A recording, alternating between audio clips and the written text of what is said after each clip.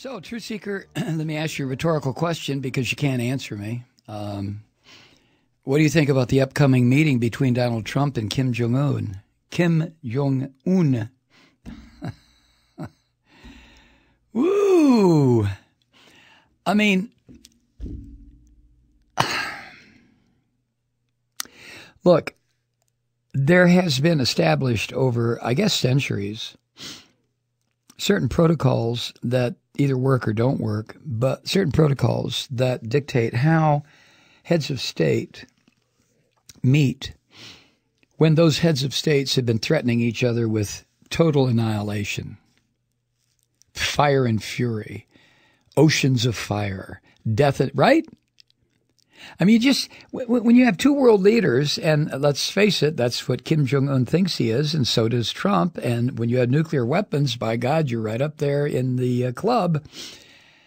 But when you have two leaders who've been hurling insults at each other, you don't just in the middle of it, I don't think. One of them called the other one up and said, hey, you want to get together and we'll have a meeting, drink some tea, maybe play a little mahjong. You want to do that? And the answer comes back, yeah, sure, that's great. What's mahjong? That would be Trump. So now this meeting is set for when? May? Sometime in May? Holy shit. There's a nuclear historian, Alex Wellerstein, and he has studied crises and breakthroughs dating to the earliest Cold War arms races.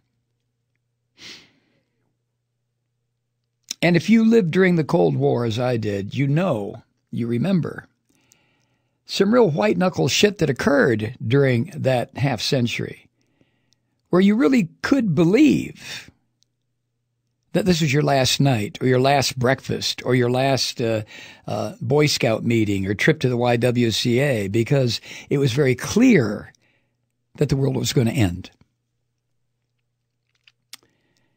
Well, anyway, Wellerstein has tried to imagine the possible outcomes of Trump's meeting with Kim Jong Un. And apparently he found himself, like other experts, at a total loss. He said on Twitter, he asked on Twitter, what's the game plan? Is it negotiating on sanctions? Is it stalling to diffuse tensions in that time-honored DPRK way? That's Democratic People's Republic of Korea. That's North Korea. In that time-honored DPRK way? He answered his own question, don't know, end quote. Now, as the Times reports, this meeting will bring together two personalities whose tendencies have already proved to be, really destabilizing. Trump, who is an ignorant savage, just totally fucking ignorant.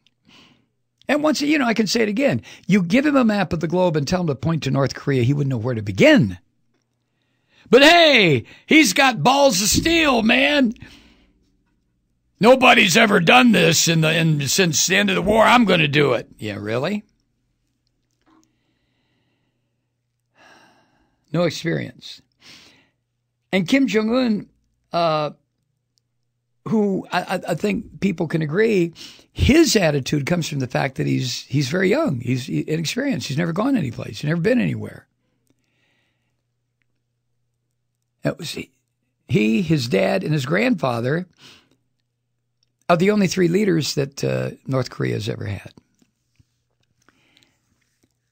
I can't imagine what Kim is like. Can you?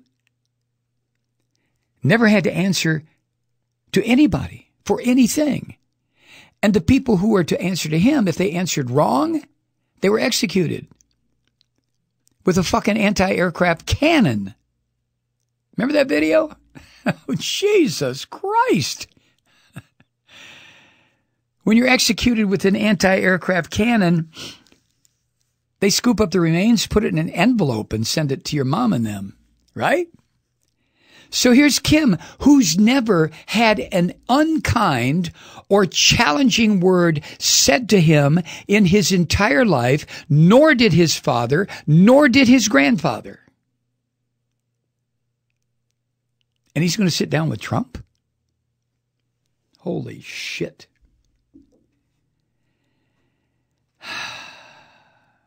Anything can happen. I'm concerned. I really am concerned what this meeting is going to produce. And Trump has already made it clear that he's a belligerent half-wit. Well, if I don't like the way the conversation's going, and if he won't do it, I'm going to get up and walk out. Get up and walk out? Get up and walk out? Before the orange fucker got to his airplane, the missiles would be flying. Oh, my God.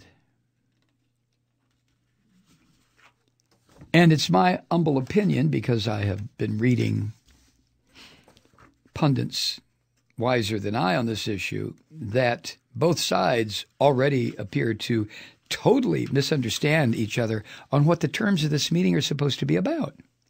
You know, Trump talks about denuclearization. And Wallerstein says North Koreans tend to, that means gradual mutual easing of tensions, but which Americans read as complete North Korean disarmament. Let me tell you something, just between you and me. Kim is no more going to disarm than we are. Ever. But Trump, being the belligerent, arrogant, narcissistic moron that he is, I think he believes he already has an agreement. I think Trump thinks, yeah, I'm just going to go over there. They're going to take pictures of me, and I'm taller than he is, and he's going to sign a document that says no more bombs, no more missiles, and they're going to put him in a great big container and take him out of the South China Sea and sink him. You know goddamn good and well that Trump thinks that or something close to it. Meanwhile, Kim has got what he wants. He's got the leader of the free world, the most powerful man on earth, coming to Pyongyang to talk with him.